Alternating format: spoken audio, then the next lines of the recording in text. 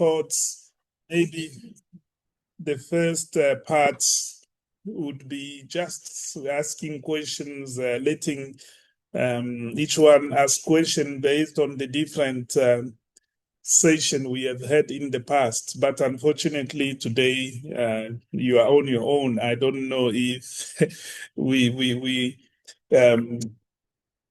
I'm not asking you a question. I would like you to ask questions because this is your space. I don't know if you have particular questions. Currently, I don't know if you have seen the other previous modules, which you do not have to. Not yet, but Pen did send me the info where to find them. Yeah. Yeah, and please take your time. Take your time to go through. These presentations are based on the tutorial later for the advanced training in logotherapy. So as we know, this course was conceived, designed by Terea. Of course, some of us have been part of it. So we might have contributed here and there, but the main course is a Terea product. But we felt that it might not be enough for students just to read on their own the material and engage, especially with the advanced training. You'd have to engage with client or patients. I don't know how you call them on your site. So client. To help and create a sense of community. Actually, that's what I think we are doing here is to create and maintain a community of learning in logotherapy. So it's not about me knowing better than you or being at a higher position. No, it's about just having a topic we choose, we reflect around it, we learn about it, around it, and ask questions so that we can keep the interest and find our own space or calling in the world and in logotherapy community. And actually, this very topic for today, it's actually about that. It speaks to method and techniques used in logotherapy. But you know that each one of us is unique, is different. The clients or the group of people would meet, I would have to work with, they are unique. We would meet them in specific situation. So probably everything I'm going to say here, no one is going to use it because it might not fit that specific situation where you find yourself. However, what I'm presenting here is just ideas so that from there, each one of us can find his or her own uniqueness way of doing things. So I think it is important to take it that way. I'm going to share my presentation, the presentation I prepared for this session.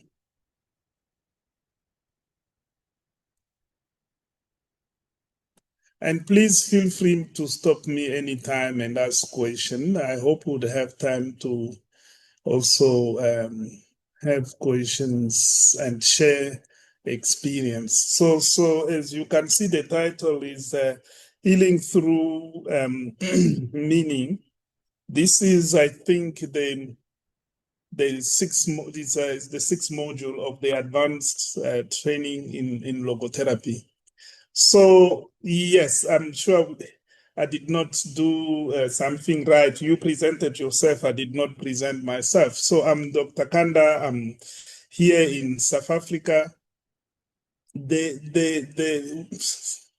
Most of the stuff I'm going to share with you things I see from where I'm living. So you might be seeing the same things, but differently. So because of that, I thought, and with the previous modules as well, I always share a small view from the African perspective, because that's where I'm living. And it's a way of inviting students to also see things from where they are living. So that, and hoping that we would also have conversation around that, and help each other to live in a multicultural context. So for this presentation, I thought I should just share some thoughts so that we can reflect on the concept of healing. What does it mean? Because it can mean a lot of things to many people, and that can sometimes be a source of confusion and conflict if we are not careful. So the thoughts I thought I should share with you here, it says from some anthropologists. They say from birth, an African is guided and trained with the purpose of achieving a full and complete life. In assisting a person to move successfully through the various stages of life, life-affirming rights are maintained and center primarily on birth, puberty, marriage, and death. So here we have an idea of how one sees a human being and what is the purpose of the human being and how to facilitate the fulfillment of that purpose. So from that view, then this author goes to say that healing then in Africa is therefore more than merely a physiological process, and implies restoration of the wholeness, balance, and equilibrium that constitute health. I thought this is so important for me. It gives an idea of how one can see and define the concept of healing. And by implication, they go then, by implication, traditional healthcare does not only focus on the physiological malfunctioning of the body, but also caters for the psychological, spiritual, social, and cultural aspect of a patient's existence in its entirety, pointing to the existence of a complex mind, body, spirit continuum. This, I love it as well, because in the previous session, we had agreed that we need to be mindful that it's not about mind and body only, but it's mind, body, spirit. Those three dimensions have to be considered. We can even add the fourth one, the social, socio-cultural context where this continuum takes place. But then when we come back to logotherapy, our own Terea, who designed the discourse, in the tutorial letter, if you read that module 6, you'd see somewhere she has written to say, I want to tell you a wonderful secret. You as a logotherapist are not the healer. The client is. This is so important. And the title of that section is The Client is the Expert. So if we are saying that we need or be providing a session or a conversation or a therapy to facilitate healing through search for meaning, it's important for us to agree and realize that the experts, or to acknowledge the expertise of the client. it is very, very important that we take that. I hope it will become clearer when with the further slide I'll be presenting. And this quote as well, it's one of the quotes I love, especially working in a health care system. And I often share it in quite a number of my presentation. It's from Frankl, who says, even under normal conditions, a strong meaning orientation is a health promoting and life prolonging, if not a life preserving agent. So I thought this quote is quite important because it actually says, it tells us how important the centrality or the central role of meaning in the process of healing. Just to support what I'm saying, the central role in the process of healing, the central role of meaning, I thought I could share these observation. Sorry,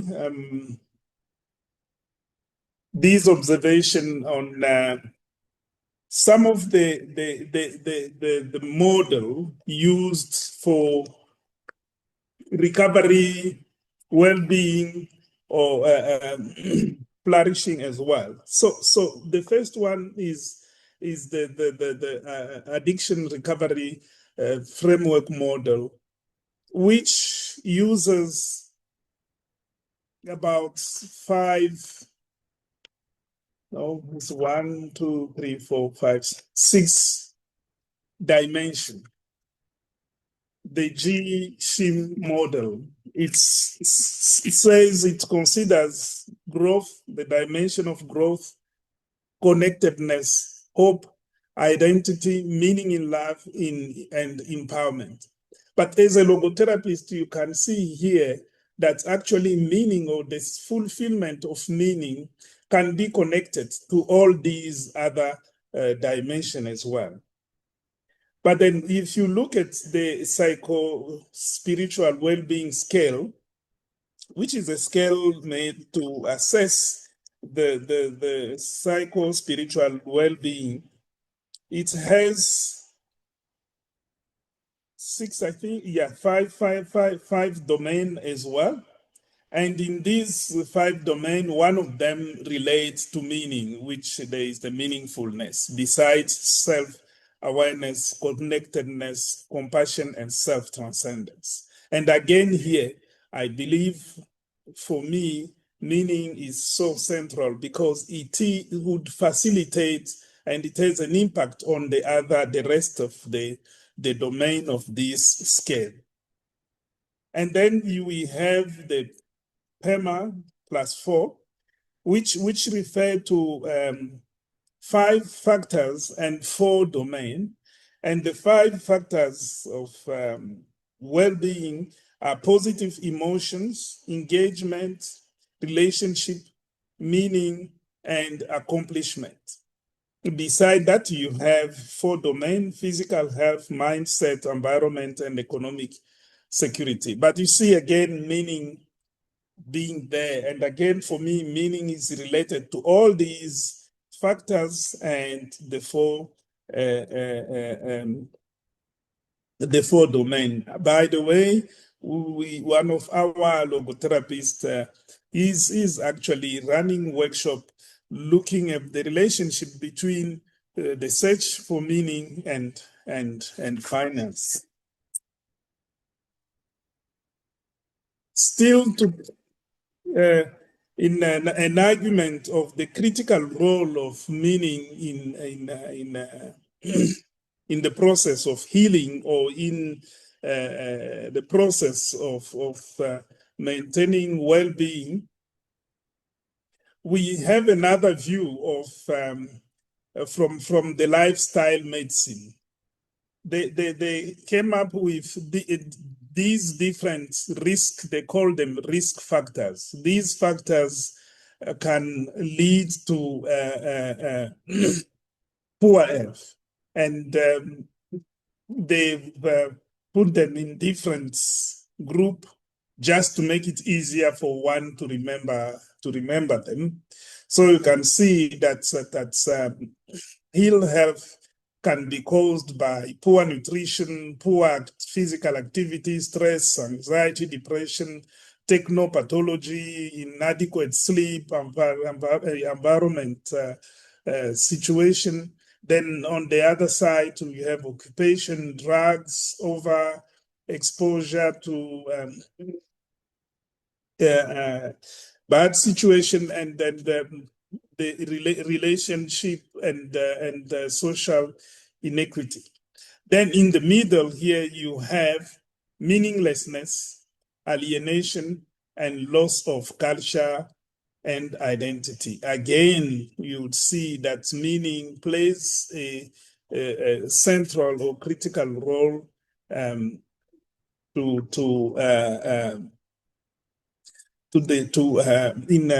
term of well-being, and as I said, in the process of healing as well. This is a slide I'd shared previously in previous presentations. I thought I should bring this as well to say, even if I'm presenting healing through search for meaning from the context within which I'm working, the context of healthcare context, the search for meaning and the healing through meaning can be applied in different contexts. So it is very, very important to be aware of that. One can provide counseling sessions or coaching in different environments. It could be in education, it could be at workplace, it could be in sports, arts. So it is very important for us to be aware of the application of logotherapy, and therefore the application of the different method, therapeutic method we are going to look at today. So now the question Terea asked in that module in the tutorial letter is, how am I to address your problem? So as we said previously, as a logotherapist, would move from problem to logo problem, because we are not there to fix our clients' problems. We are there to help our client find meaning in the situation where they are. Because quite often, when they have a problem, generally those problems comes with a crisis of meaning, what we call a logo problem. So they are basically, if you read different or go to different presentation in logotherapy, you might be exposed to different techniques and methods. But personally, and in the tutorial, which I agree with what is written in the tutorial, there are three fundamental methods which we can use to help the clients find his or her meaning. And those three fundamental methods, I relate them to what I had presented previously in terms of logo problem, where can the crisis of meaning can be located or could be the source. One could be that one being in the world is not aware of his or himself. So if he does not even know who he is, it is very difficult for the person to know what is his calling in his life.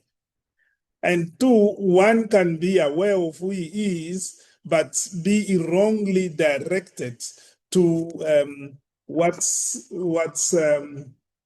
we would say, or what Frankel called the byproduct of the search for meaning. That one could be running after success, performance, or health, knowledge, and peace. and by so doing, forget that and be unable to look or to hear the calling in life. But sometimes the other possibility is that one might be aware or have a sense of the calling or demand of each moment in their life, but feeling that they are unable to fulfill that calling in their life. So this could be the different possibility which could lead us to a crisis of meaning. And these three different possibilities then can be dealt with using this fundamental method. The first one, not necessarily in the word I've written here, the Socratic dialogue, de-reflection, and paradoxical intention.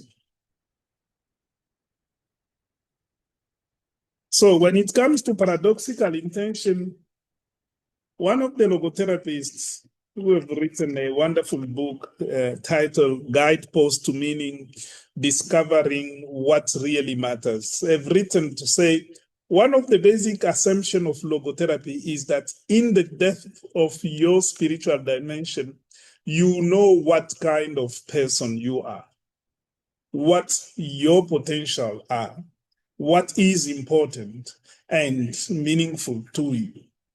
You'd remember this connect to something I'd said initially at the beginning of this presentation.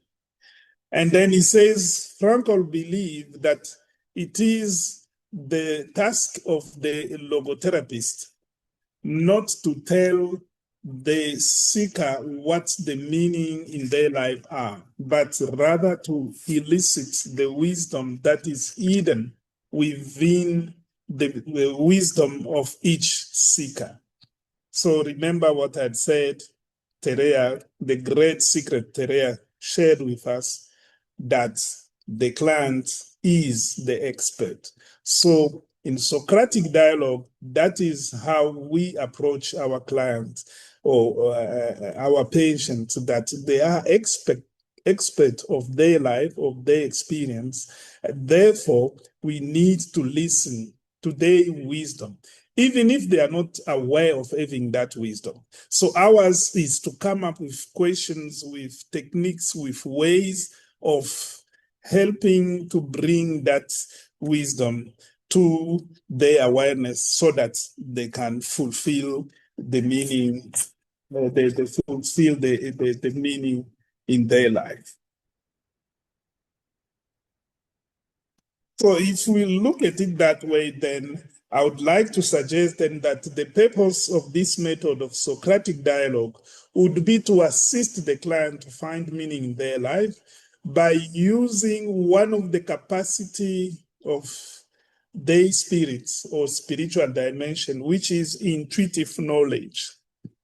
This is knowledge which the client has without having learned it prior anywhere. It's within them what we had shared initially, that within each one of us, we are aware of what is what are our potentials and calling. Ours is to create an environment, to ask questions, to come up with activities which would bring this knowledge to surface. So then Socratic dialogue is actually based on the healthy tension between what the client is now and what the client ought to be. So it's very important that ours is to try and not create, but to bring at the surface that healthy tension, which allows the client to see who they are now in this moment and what they are called to be. Because we are all always in a process of becoming by responding to our calling. When we fail to respond to that calling, the existential frustration comes in, and if it's not taken care of, as we said previously, the crisis of meaning would be a result from that. So the therapist is actively picking up the logo int. These are cues. So Fabrice would suggest to say that a logo int is a verbal or non-verbal indication of what is meaningful to the client or the value she or he holds in high esteem. That's very, very important. It's not about our values. It's about the value of our clients, the value of the people we would like to facilitate the healing process. So as such, Socratic dialogue, and I would suggest actually even the other two techniques, in a way, they facilitate that process of allowing the clients to have self-discovery, realize the choices they have to make, to realize their uniqueness, their responsibility in life, and their capacity of self-transcendence, and apply that in their life.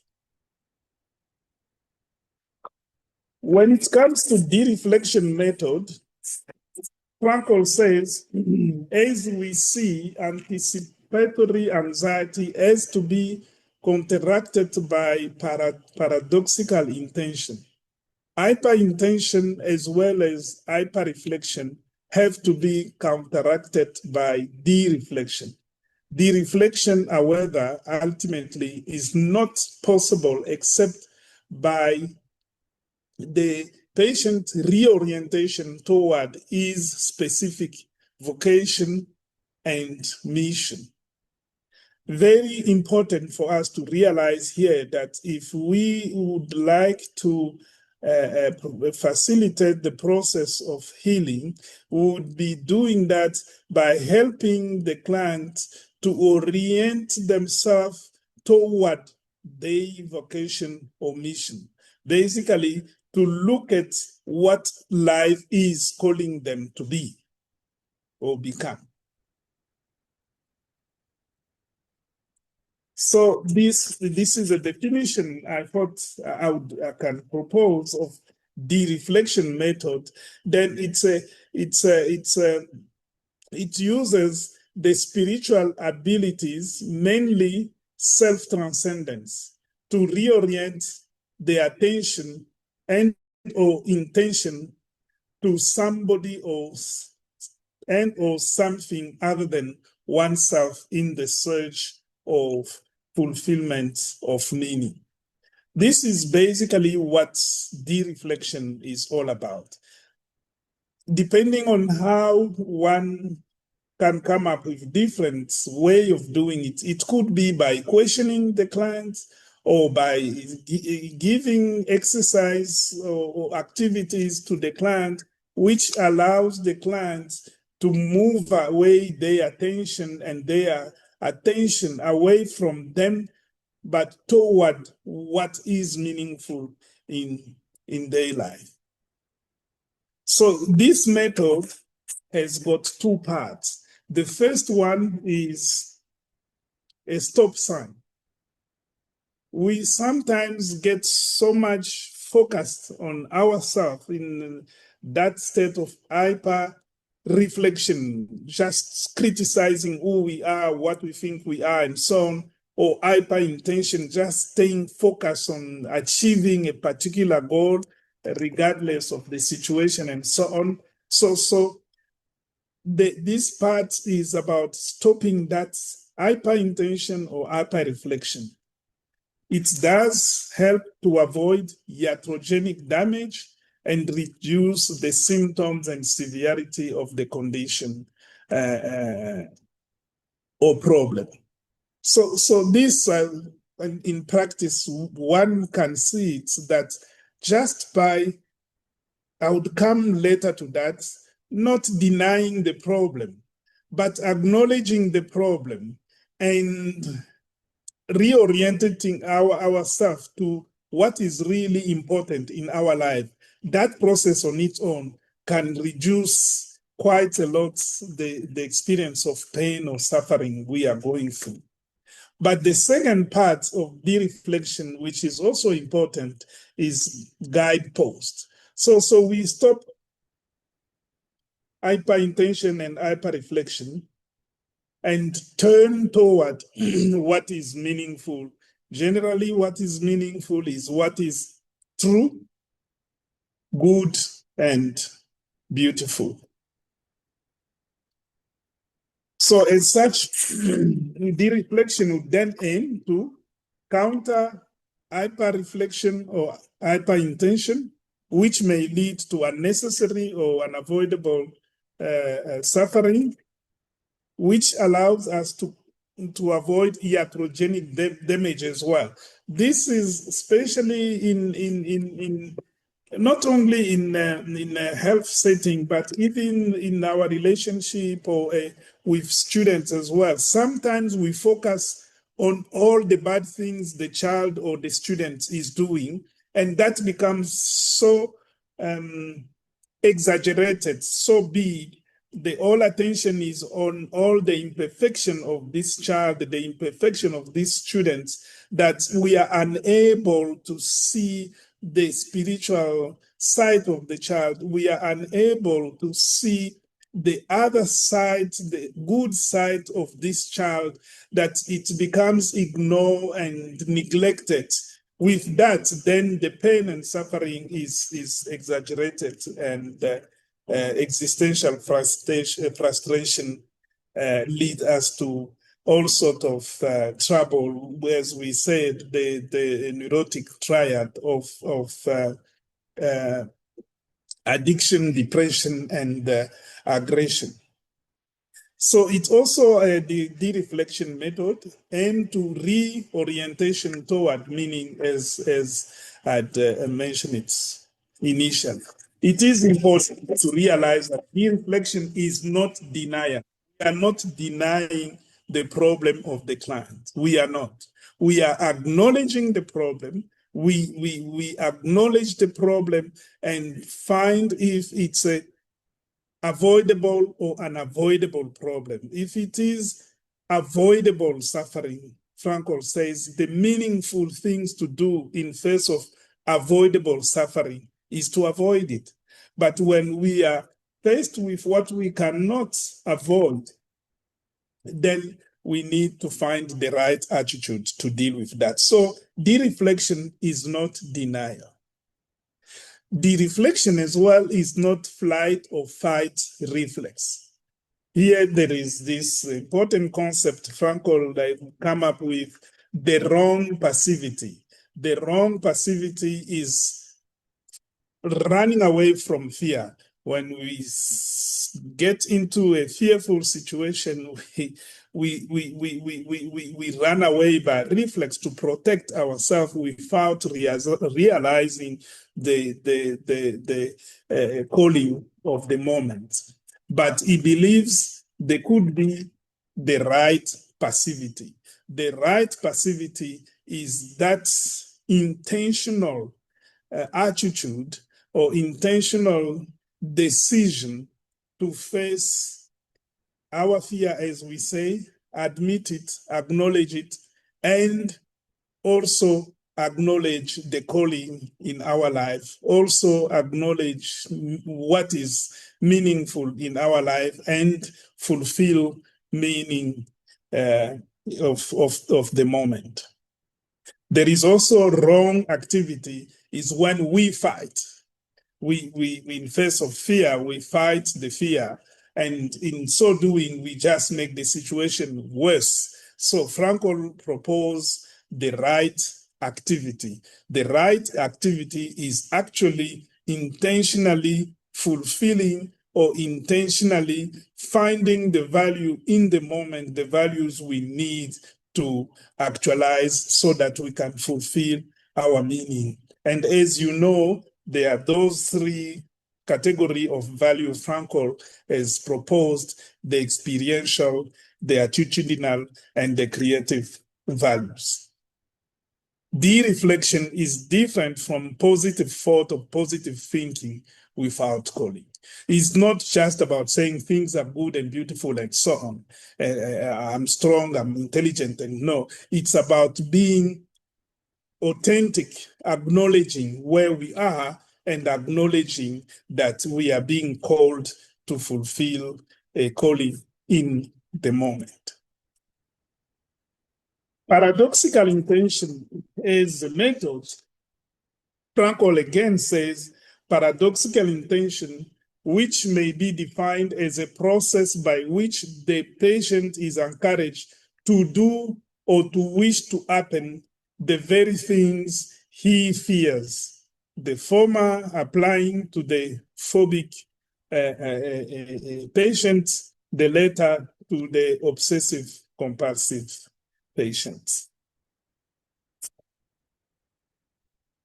But Lucas, another great logotherapist, in her book titled Logotherapy Textbook, says certainly it is not quite so simple to wish for what is dreaded, to wish what terrifies us. It's not that simple to wish the terrifying experience we have in our life. This can succeed only by drawing on the strong powers of the capacity to self-distance and humor from the reservoir of the power to defy and mobilizing them. So you see, it's very important in this quote that Lucas suggests, as Frankl says, that paradoxical intention makes use of a specific spiritual capacity, which is self-distancing. But when it comes to de-reflection, the capacity, the spiritual capacity used, it's self-transcendence. When it comes to Socratic dialogue, which we started at the beginning, the capacity used there is the intuitive knowledge. So you see that spiritual dimension we have been thinking about from the beginning of this course, and on which logotherapy is based, is clearly about us being aware of the spiritual dimension and its capacities or abilities, which we can mobilize in any session to facilitate healing. This is based on what Frankl has presented when presenting talking about paradoxical intention. He would like to suggest that when one experiences an anticipatory anxiety after an experience of particular symptoms, one has a fear to see that symptoms coming back again. And that fear would evoke the phobia, the fear of that particular situation or particular thing or particular person. And the moment we have the fear of this situation or person or thing, it provokes the symptoms. We experience then the symptoms. And these symptoms then in turn, they reinforce the phobia we have, and we get into I would call it, some would say vicious circle, but I like to call it a vicious spiral, where if we are not paying attention, the symptoms and the phobia becomes more and more intense. So basically here, that is the wrong passivity, flight from fear, avoiding fear at all costs. It could actually invite the very thing we are fearful of. And the other possibilities is also when we have a particular symptoms and we fight against it.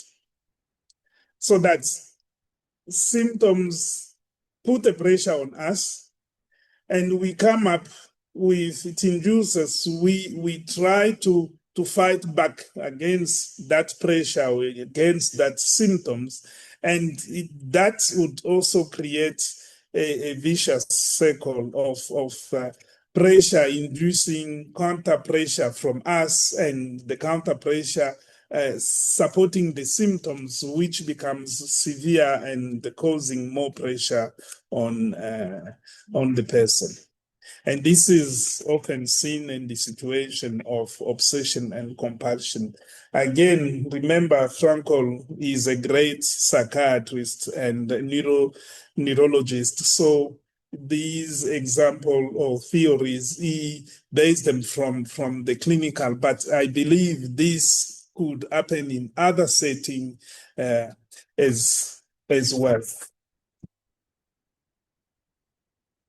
So Lucas again proposed trying to explain how this paradoxical intention works. So the paradoxical intention works at the noetic, at the spiritual level, where we wish to happen the very thing we are scared of. So we are mobilizing that capacity for self-transcendence. And by doing that, by exaggerating the fearful situation or the fearful thing, it's become ridicule that sometimes, quite often, the one goes to start laughing about it. That means that the fear itself, then it reduces, it's a paradoxical intention, reduces the emotional influence. That is at the psychological level. So the anticipatory anxiety reduces at the psychological level. And by so doing, at the physical level, at our brain level, there is a decrease of overactivity, which was triggered by the fear. That is at the somatic or physical level. And the moment these negative emotions are lowered, the overactivity is decreased, our performance increases at the psychological level. Then there is that sense of successful action and cessation of symptoms. And this, in return, at a noetic level, it does develop self-assurance and basic confidence. Basically, this is how we can see how paradoxical intention works. It's the different dimension of a human being, that is spiritual, psychological, and physical. However, I have to admit, of all these methods, paradoxical intention is one of the methods which is always very difficult for me to apply. I do apply it, but not often. So the grabber in a book titled Frankl's Logotherapy, Method of Choice in Ecumenical Pastoral Psychology, she wrote, the clinician must make sure that the construction system of the client is understood and that the psychological context of the individual is taken into account.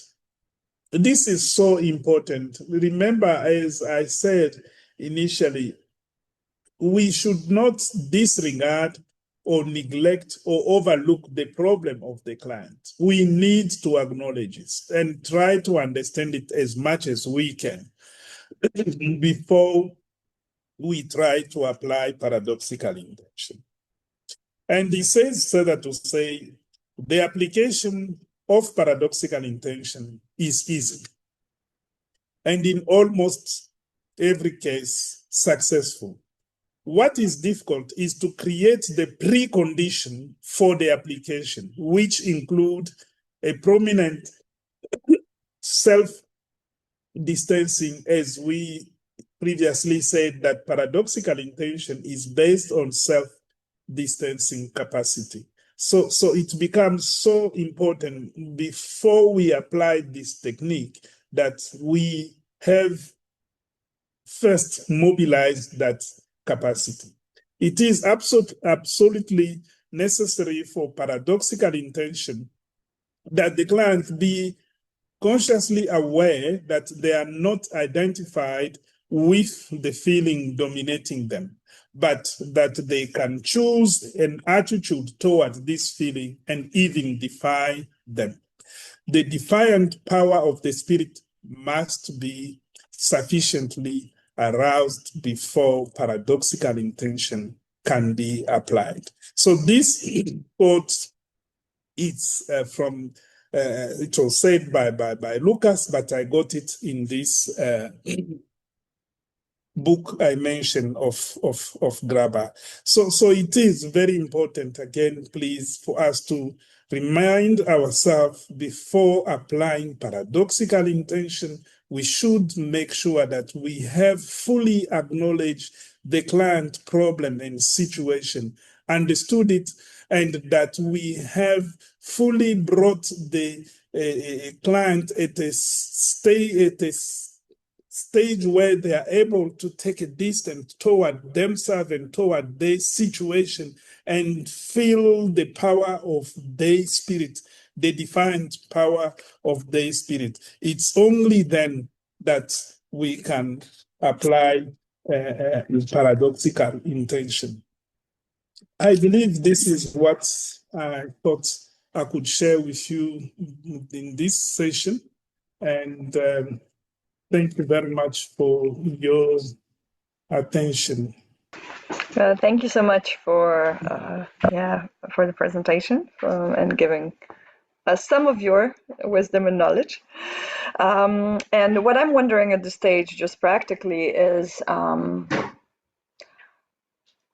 how to combine in a sense, what you said, like understanding the problem and then looking for logo hints, some of the techniques of logotherapy, because I often first hear about the problem and there's the somatic element, dysregulation, trauma, things like that. So I'm wondering how to combine and what your experience is in combining different techniques or different approaches, modalities. That's a fair question, and it's very, very important. Actually, that's personally, as a doctor, I do fall quite in that mistake when interacting with the client, especially in a situation where the client is in deep suffering. The tendency is to want to fix, to want to do something to stop that, which is not bad.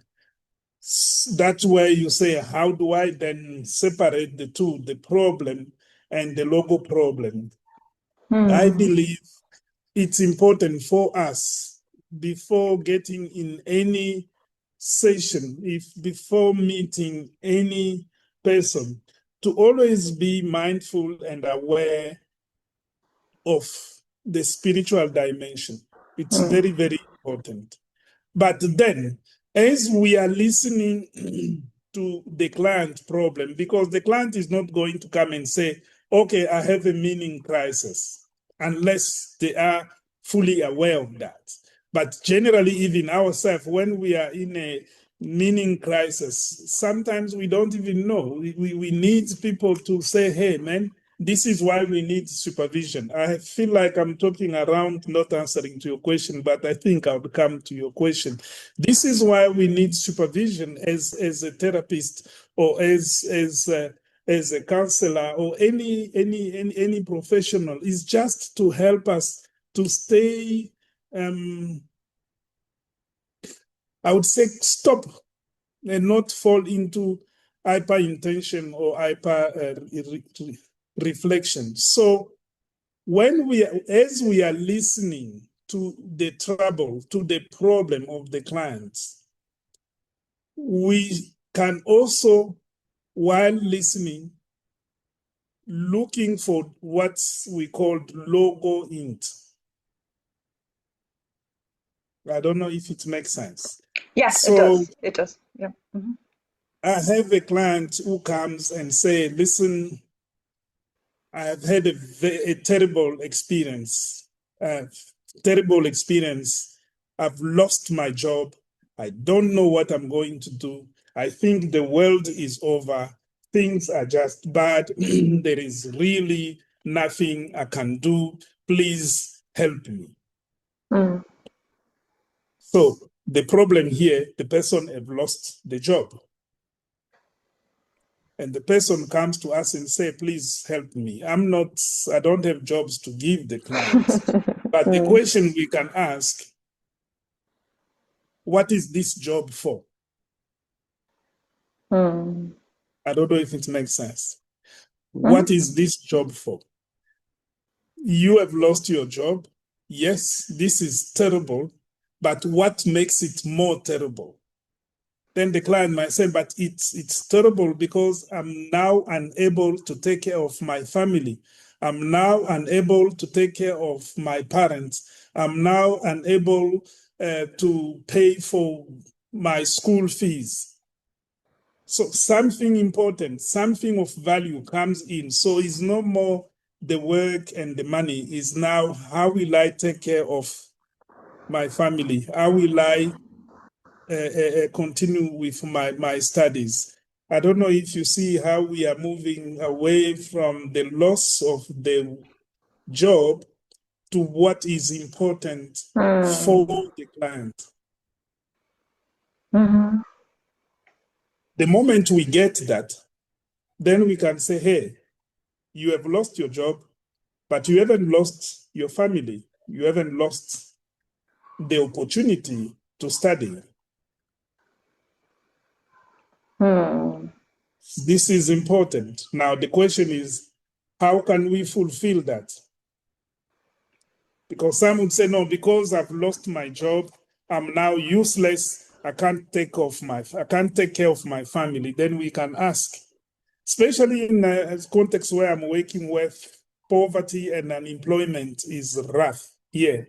The Mm. question is then, in order for you to take care of someone, do you only have to have money? Mm. Because there are also people who have money, but they are unable to take care of their loved one. Mm. I'm sorry, I can become very philosophical, but what I'm trying to say is as we listen to what the client is bringing to us, we have to listen as well to what is important in their life in this moment Mm. and try to um, uncover that, try to discover that. And with that, then we can find a way to not run away from their problem, to Mm-hmm. acknowledge the problem, but to also say, yes, here is the problem. But meanwhile, what is very important in this moment is to express love to your family members. Mm. That is not going to take away unemployment, but it gives a sense of worth that I'm still needed, that I can still do something. And Mm. that on its own can bring some sense of hope, some sense of saying, let's keep fighting, let's keep going forward, and things can unfold. I don't know Mm. if I've answered your question. It's a very tricky question. We listen to the problem Mm-hmm. of the client, but as we are listening to the problem of the client, we also listen to who is this client? Yeah. What really matter for this client in this moment? Mm. And generally, they do say that without asking them those questions. Of course, I'm talking, this is my style. I would say generally I talk, but I've seen students, I've seen colleagues in logotherapy community who would use drawing Mm. or would take the client. in a museum, for example, just to go around and as they tell their story and see how they interact with the different elements and say, that seems to draw your attention. What does it mean to you? Oh no, it reminds me of my mother. Okay, what's your mother means to you? No, my mother is the model of love so what do you do with that? That's how you pick up the logo hints. Yeah. I would like to say that so that we don't stay narrowed in my way of doing things. We need to open up that there are many ways of using these techniques in different contexts. And Yeah. sometimes it might not be necessarily verbal. Sometimes and quite often it's non-verbal. Is even the mode of dressing of the person, the way the person sits in the session, the chair, the shoes, and so on. One can pick up the facial expression they have. One can pick up because this facial expression, even the tone of their voice, might change when mentioning some particular person or particular things. Then we pick it up, bring it to see if there are some possible values Behind it. behind that. Yes. And then by so doing, bring those values to awareness so that the client can realize them and fulfill the calling of the moment. Makes sense. Makes sense. I guess after finishing the basic course, I feel like I get the philosophy, and a lot of it is already present in a way, in the sense in the way that I do things. Um, yeah, just some elements from different modalities seem very close to it. But since I'm trained in like internal family systems, it's like, oh, there's this part, there's this part, there's this part, there's this part.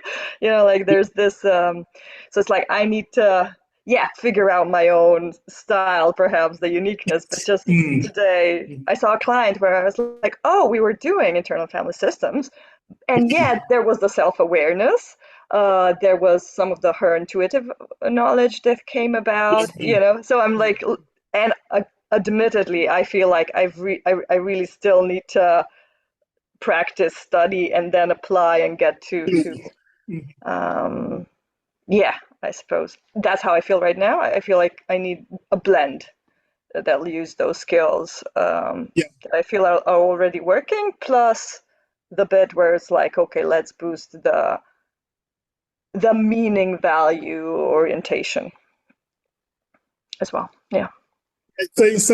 Thank you for sharing that. It applies to us as well, or to me. It's not Mm, to say because I'm a logotherapist, I've been applying this often, so mm, even the next client, I'll just do it. It doesn't work that mm, way. mhm, Like with the de-reflection, the first stage, stop sign. We have mhm, to stop. And this is why it's so mhm, important, even to prepare for the session of the mhm, client. That can mhm. be very Yeah. tricky in my case, for example, as a doctor. We work in a very busy environment. You see clients one after another, and you can fall into a routine way of doing things, and it becomes Mm, um, mindlessly doing things. It's the same mm, if you have learned a particular theory or technique and just applying it, it's automatically uh, flowing. That can be dangerous. So mm, we need to remind ourselves this is a totally unique human being who comes into my life. I mhm, have to listen. And we are not going to impose our value on this person. We are not going to impose our meaning on this person. We just have to tune our hearings toward what is meaningful, what is worth of value for this client. And by doing that, things would unfold. So it is important. It's not only for you because you have been using a particular model and now using therapy. Even for us, it's the same. We cannot take things for granted. I've made mistake like that. I say, okay, yes, this patient has anxiety. I'm going to use paradoxical intention. It works. The next patient comes in, paradoxical intention, boom, the patient, instead of smiling and laughing, start crying badly that I'm laughing to him or to her because I did not prepare. I did not take time to listen. I did not take time to meet truly this person. Again here, one of the previous presentation, we talked about logotherapy encounter. To answer again in another way to your question, is to make sure that we meet this person who is in pain, this person who has the problem, to meet him or her in their uniqueness and truly love them. Find them where they are and be able to experience them as a human being with their worth, what makes them worth as a human being. So by just doing that, we are getting away from the problem. I think the one thing that, that sometimes, or, just some of the sessions where I've been contemplating this is like, I think it's also my value of wanting all voices internal to be heard in a sense. So if I sense, okay, there's a grieving part, it's not that we're just gonna hear the grieving part, but it's like I can't, it's almost like it's hard for me to not be there if the grieving part needs compassion, but then go when it's had compassion to the other part that's like, okay, but we should do this. And it's interesting because sometimes you give this part compassion and then the other one will have this a say in a way. So I feel like, there's that I could blend them in a way. That's how I feel right now, but yeah. But that's why I ask, like, yeah, what the experiences and your recommendations are. Look, for me, I've come to realize logotherapy is not here. I might be wrong. I don't know about my colleague here. Logotherapy is not about excluding other school of thoughts. Logotherapy for me is actually about integrating. We need to integrate this. Look, as a doctor, I do prescribe medication. Frankl himself did that, prescribe medication. We are not going to run away from. But it's the way we prescribe it. The way we prescribe them. So, and he says it, sometimes logotherapy can be the primary intervention, but sometimes it can be the supportive, the supplementing intervention. So logotherapy is not here to fight and to look down upon other techniques, but it's here just to remind us that we are spiritual beings. And how do we meet spiritually as being? Beautiful. Thank you. Thank you so much. Thank you very much. Thank you. And by the way, it is important to also have that anxiety of how will I apply logotherapy? Will I make it right? It is important because it makes us alive to be who we are called to be. Tricky because if I'm not anxious at all, I don't worry at all. For me, this is an easy case. I'll just go and apply logotherapy as I've been applying it. There is a high chance that I am not going to meet that person where he or she is. Need to have that healthy tension between what I am now and what I'm called to do, to be, between what I am now and what I'm called to be. So if I have that awareness of that tension, I can also help my clients to have their own intention of where they are now, what they are now, what they are now, to what they ought to be. Yeah. Yeah, beautiful. Yeah, Yes. thank So you so so much.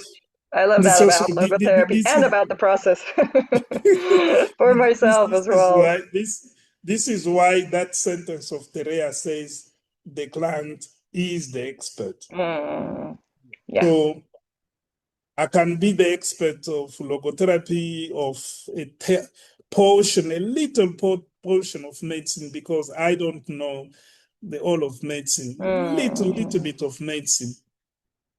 That does not make me an expert into the problem, the experience, and life of my clients. So at all moments, I have to remind myself to be humble and to listen. Of course, to be aware of my knowledge, skills, and be ready to use it and apply it at the right moment. Yes? Yes. Yeah, I don't know. Yes, But yes, yes, Pan. Sorry. Yeah, I just wanted to say thank you very much for the effort you put in, and for even going overtime for the sake of one student. And I really hope that more students come next time.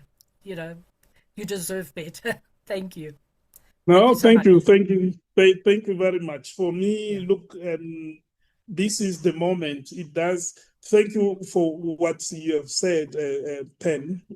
I do this because of your support. Student might not know how supportive you are with me with all my time and how you work on my presentation.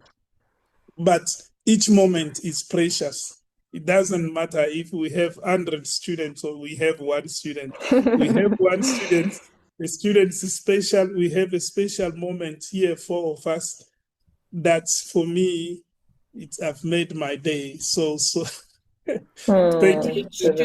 student, again. yeah, each student is precious as well. So, Yes, yes. yeah. Yeah. But yes, thank you so much Thank you. for No, thank you. all It your was a time. pleasure. And the question you have asked are totally relevant. And they are deep questions, which the question we see in our supervision as well, because we are in a constant process of learning, of growth. So I cannot say, okay, I know it all, that's over, so I know it. No, there isn't. Tomorrow, even if it's a client, I know that client can come with a different problem in a different state.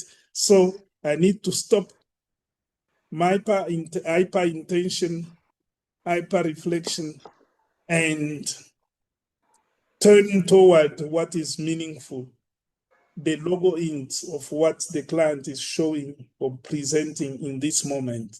Pick up those values and facilitate their realization. Yeah. Thank you very much. Thank you so much for your time. Thank you. I'm Yes. looking forward Thank you. to reviewing all of the previous Yes. ones No, as well. okay. Thank you so Thanks a much. lot. It was a pleasure. Thank you. Bye, everyone. Thank Bye you. Thank you so bye. much. Bye. Have a good evening. Sleep Bye. well. Bye.